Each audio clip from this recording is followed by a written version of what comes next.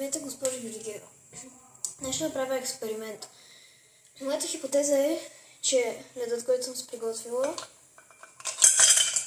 ще се стопи и когато сложа капака на тенджерата, водната пара ще се превърне в капки вода.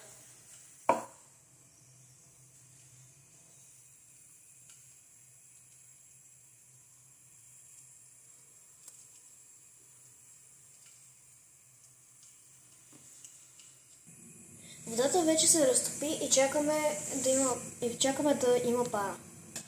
След като водата завря, чакаме да се получи пара, за да сложим капака и да видим дали ще се получат водни капчици. Време е да сложим капака.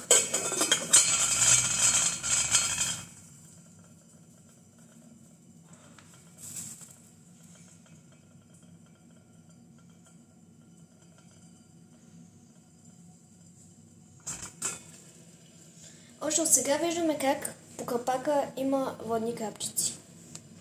Моята хипотеза е била правилна.